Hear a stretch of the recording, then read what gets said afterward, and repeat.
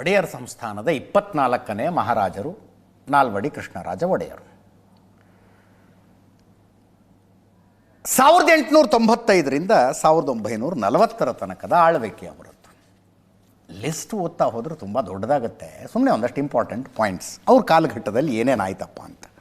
KRS dam ಆಯಿತು, ಬೆಂಗಳೂರಿನಲ್ಲಿ ಮಹಾರಾಣಿ college, ಬೆಂಗಳೂರಿನಲ್ಲಿ ನಿಮ್ಹಾನ್ಸ್ ಹಾಸ್ಪಿಟ್ಲು, ಬೆಂಗಳೂರಿನಲ್ಲಿ ಮಿಂಟೋ ಹಾಸ್ಪಿಟ್ಲು, ಬೆಂಗಳೂರಿನಲ್ಲಿ KR ಮಾರ್ಕೆಟ್ಟು, ಬನಾರಸ್ ಹಿಂದೂ ವಿಶ್ವವಿದ್ಯಾಲಯಕ್ಕೆ ಸಹಾಯ, ಬೆಂಗಳೂರಿನ IISc ಶಿವನ ಸಮುದ್ರದ ಜಲವಿದ್ಯುತ್ ಯೋಜನೆ, ಚಿತ್ರದುರ್ಗದ ವಾಣಿ ವಿಲಾಸ ಅಣೆಕಟ್ಟು, state bank of Mysuru, Kannada ಸಾಹಿತ್ಯ ಪರಿಷತ್ತು, ಮೈಸೂರು ಯೂನಿವರ್ಸಿಟಿ, ಬೆಂಗಳೂರು ಯೂನಿವರ್ಸಿಟಿ, ಮೈಸೂರು ರಾಜ್ಯ railway, Mysuru medical college, Bengaluru town ಹಾಲು, ವಾಣಿ ವಿಲಾಸ ಹಾಸ್ಪಿಟ್ಲು, ಮೊಟ್ಟ ಮೊದಲ ಸಲ ರಸ್ತೆಗಳಿಗೆ ರಸ್ತೆ ದೀಪ, ಭದ್ರಾವತಿ ವಿಶ್ವೇಶ್ವರಯ್ಯ ಕಬ್ಬಿಣ ಮತ್ತು ಉಕ್ಕಿನ ಕಾರ್ಖಾನೆ, ಲಲಿತ್ ಮಹಲ್ ಪ್ಯಾಲೇಸು, ಶರಾವತಿ ನದಿಗೆ ಹಿರೇಭಾಸ್ಕರ ಅಣೆಕಟ್ಟು, ಹೆಣ್ಣು ಮಕ್ಕಳ ವಿದ್ಯಾಭ್ಯಾಸಕ್ಕೆ ಪ್ರೋತ್ಸಾಹಧನ, ಬಾಲ್ಯ ವಿವಾಹ ನಿಷೇಧ, ಮೈಸೂರು ರೆಸಿಡೆನ್ಷಿಯಲ್ ಕೃಷಿ ಸ್ಕೂಲು, ಮೈಸೂರು ಮಹಾರಾಣಿ ಮಹಿಳಾ ವಿಜ್ಞಾನ college, Mysuru chrome and tanning factory, ಶ್ರೀಗಂಧದ ಎಣ್ಣೆ factory, Mysuru chamber of commerce, ಮಂಡ್ಯದಲ್ಲಿ sugar mills, Bhadravati paper mills, ಇತ್ಯಾದಿ ಇತ್ಯಾದಿ ಇತ್ಯಾದಿ.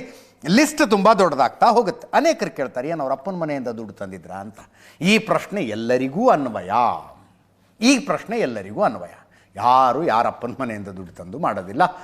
ಪ್ರಜೆಗಳು ಕೊಟ್ಟ ತೆರಿಗೆ ದುಡ್ಡಿನಲ್ಲೇ ಎಲ್ಲ ಕೆಲಸಗಳಾಗೋದು. ಆದರೆ ರಾಜ ಮಹಾರಾಜರ ಕಾಲದಲ್ಲಿ ಅವ್ರಿಗೊಂದು ವಿವೇಚನೆ ಅನ್ನೋದಿತ್ತು. ಕಂಪಲ್ಷನ್ ಇರಲಿಲ್ಲ. ಅಭಿವೃದ್ಧಿ ಕೆಲಸಗಳನ್ನು ಮಾಡುವುದು, ಕೆಳಸ್ತರದಿಂದ ಜನರನ್ನು ಮೇಲೆತ್ತುವ ಕಂಪಲ್ಷನ್ ಇರಲಿಲ್ಲ ರಾಜ ಮಹಾರಾಜರಿಗೆ. ಕೆಲವರು ವಿಶೇಷ ಆಸಕ್ತಿ ವಹಿಸಿ ಅದನ್ನು ಮಾಡಿದ್ರು. ಅದನ್ನು ಇವತ್ತಿನ ತಲೆಮಾರು ಅಕ್ನಾಲೇಜ್ ಮಾಡದೆ ಹೋದರೆ ಕೃತಜ್ಞತೆ ಆಗುತ್ತಷ್ಟೆ. ಯಾಕಿದನ್ನ ಹೇಳಿದೆ ಅಂದರೆ, ಭಾರತಕ್ಕೆ ಸ್ವಾತಂತ್ರ್ಯ ಬಂದಾಗ 550ಕ್ಕೂ ಹೆಚ್ಚು ರಾಜ ಸಂಸ್ಥಾನಗಳಿದ್ದವು. ಸುಮ್ಮನೆ ಎಲ್ಲೆಲ್ಲೂ ದೂರದ ಹೋಲಿಕೆ ಬೇಡ್ರಿ. ಇವತ್ತಿನ ತನಕ ಪರ್ ಕ್ಯಾಪಿಟಾ ಇನ್ಕಮ್ನಲ್ಲಿ ಹಳೆ ಮೈಸೂರು ಹೆಂಗಿದೆ, ಕಲ್ಯಾಣ ಕರ್ನಾಟಕ ಹೆಂಗಿದೆ ಕಂಪೇರ್ ಮಾಡಿಬಿಡಿ. ಯಾಕೆ ಕಲಬುರಗಿ ಜನ ಹಾಗೆ ಬದುಕ್ತಿದ್ದಾರೆ? ಇನ್ನು ಪರ್ ಕ್ಯಾಪಿಟಾ ಇನ್ಕಮ್ನಲ್ಲಿ ಇಡೀ ರಾಜ್ಯದಲ್ಲಿ ಕಲಬುರಗಿ ಯಾಕೆ ಅತ್ಯಂತ ಕಡಿಮೆ ಸ್ಥಾನದಲ್ಲಿದೆ? ಬೀದರು, ರಾಯಚೂರು, ಮೈಸೂರು, ಮಂಡ್ಯ, ಬೆಂಗಳೂರು ಒಡೆಯರ ಆಳ್ವಿಕೆಗೆ ಒಳಪಟ್ಟಿದ್ವು. ಕಲಬುರಗಿ, ರಾಯಚೂರು, ಬೀದರು, ಹೈದರಾಬಾದ್ ನಿಜಾಮನ ಆಳ್ವಿಕೆಯಲ್ಲಿದ್ದವು.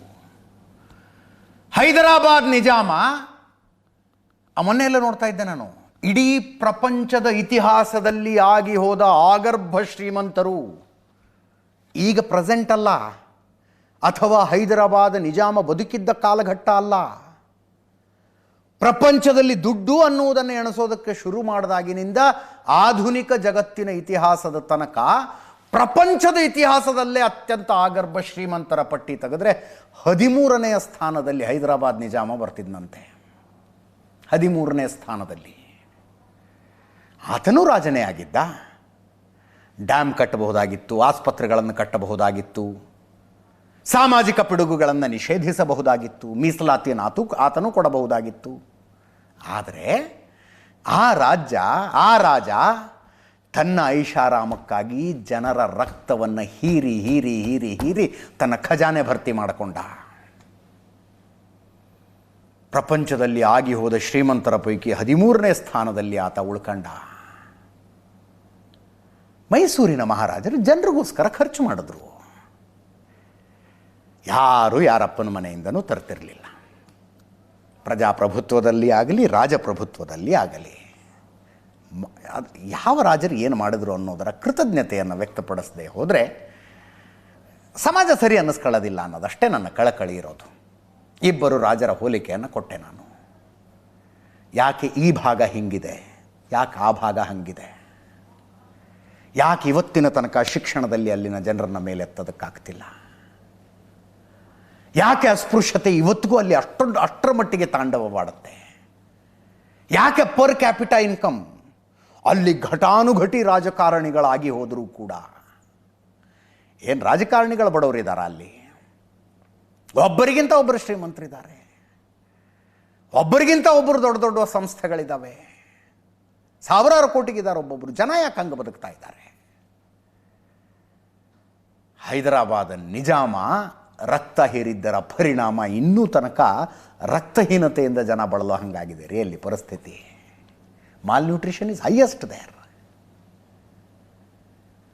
ಇಂಥ ದೂರದೃಷ್ಟಿಯ ರಾಜನೊಬ್ಬ ಅಲ್ಲಿದ್ದಿದ್ರೆ, ನಾನು ಬಹಳ ಬೇಜಾರಿನಿಂದ ಅನೇಕ ಸಲ ಹೇಳ್ತೀನಿ ಅದನ್ನು, ಪುಣೆಯ ವೇಶ್ಯಾವಾಟಿಕೆ ಅಡ್ಡೆಗಳಲ್ಲಿ ಯಾವ ಭಾಗದ ಹೆಣ್ಣು ಮಕ್ಕಳು, ತಾಯಂದಿರು, ಸಹೋದರಿಯರು ಹೋಗಿ ಸೆರಗ್ ಹಾಸಿ ಹಣ ಪಡ್ಕೊಳ್ತಾರೆ ಅನ್ನೋದನ್ನು ನೋಡಿ ಒಂದು ಸಲ. ಇಂಥ ದೂರದೃಷ್ಟಿಯ ರಾಜಮನೆತನ ಒಂದು ಅಲ್ಲಿ ಆಳ್ವಿಕೆ ಮಾಡಿದರೆ, ಈ ದೂರದೃಷ್ಟಿಯ ಕೆಲಸಗಳಲ್ಲೂ ಆಗಿದ್ದರೆ, ಇಲ್ಲೊಂದು HAL ಆಯಿತು, ಇಲ್ಲಿ ಸ್ಯಾಂಡ್ಲೆನ್ ಸೋಪ್ ಫ್ಯಾಕ್ಟ್ರಿ ಆಯಿತು, ಇಲ್ಲೊಂದು IISc ಬಂತು, ಮಾಡೋದಕ್ಕಲ್ಲೇನೂ ಇರಲಿಲ್ವೇ? ಅದಕ್ಕೆ ಏನು ಯಾರಪ್ಪನ ಮನೆಯಿಂದ ಯಾರು ತಂದು ಮಾಡಿದ್ರು, ಈಗ ದರ್ದಿರುತ್ತೆ ಪ್ರಜಾಪ್ರಭುತ್ವದಲ್ಲಿ, ಇಷ್ಟು ದುಡ್ಡನ್ನು ಇಷ್ಟಕ್ಕೆ ಖರ್ಚು ಮಾಡಲೇಬೇಕು ಅಂತ. ಅಟ್ಲೀಸ್ಟ್ ವರ್ಷಕ್ಕೊಂದು ಸಲ ರಿಪೋರ್ಟ್ ಬರುತ್ತೆ, CAG ರಿಪೋರ್ಟು. ರಾಜರು ತಮ್ಮ ಐಷಾರಾಮಕ್ಕಾಗಿ ಅಷ್ಟು ತೆರಿಗೆ ದುಡ್ಡನ್ನು ಬಳಸ್ಕೊಂಡಿದ್ರೆ ಯಾರೇನು ಕೇಳೋಕ್ಕಾಗ್ತಿತ್ತು? ಹೈದರಾಬಾದ್ ನಿಜಾಮನ್ನು ಯಾರು ಕಾಲರ್ ಹಿಡಿದು ಕೇಳೋಕ್ಕಾಗ್ತಿತ್ತಾ? ಯಾಕಯ್ಯ ನಿನ್ನ ರಾಜ್ಯದ ಜನ ಹೊಟ್ಟೆಗೂ ಬಟ್ಟೆಗೂ ಇಲ್ಲದೆ ನರಳ್ತಾ ಇರುವಾಗ ನೀನು ಈ ಲೆವೆಲ್ಲಿನ ಬದುಕನ್ನು ಬದುಕ್ತಾ ಇದೀಯಾ ಅಂತ. ಹೋಗಿ ಬನ್ನಿ ಒಂದು ಸಲ ಹೈದರಾಬಾದ್ ನಿಜಾಮನ ಅರಮನೆಗೆ ಯಾವತ್ತಾರು ಹೈದರಾಬಾದಿಗೆ ಹೋದಾಗ ಗೊತ್ತಾಗುತ್ತೆ ಆತನ ಐಷಾರಾಮ ಹೆಂಗಿತ್ತು ಅಂತ. ಅದಕ್ಕೆ ಆ ಧಾರ್ಷ್ಟ್ಯ ತೋರಿಸ್ದ ಆತ. ಈಸ್ಟ್ ಪಾಕಿಸ್ತಾನ್ ವೆಸ್ಟ್ ಪಾಕಿಸ್ತಾನ ಆದಂಗೆ ನಾನು ನನ್ನ ರಾಜ್ಯವನ್ನು ಸೌತ್ ಪಾಕಿಸ್ತಾನ ಮಾಡ್ಕತ್ತೀನಿ ಅಂತ. ಸರ್ದಾರ್ ವಲ್ಲಭಭಾಯಿ ಪಟೇಲರು ಒಪ್ಪದಿಲ್ಲ ಅಂತ ಆದಾಗ ರಜಾಕಾರರ ಸೇನೆಯನ್ನು ಕಳಿಸಿ ತನ್ನದೇ ಜನರ ಮಾರಣ ಹೋಮವನ್ನು ಮಾಡಿಸ್ದ ಆತ. ಖರ್ಗೆಯವ್ರ ಕುಟುಂಬಕ್ಕೆ ಗೊತ್ತಿರೋದು, ಬಲಿಪಶು ಅವರ ಕುಟುಂಬ ಅದರದು. ಯಾಕೆ ಈ ವಿಷಯ ಹೇಳಿದೆ ಅಂತಂದರೆ, ಕೃತಜ್ಞತೆ ಇರಲಿ ಅನ್ನೋ ಕಾರಣಕ್ಕಷ್ಟೇ.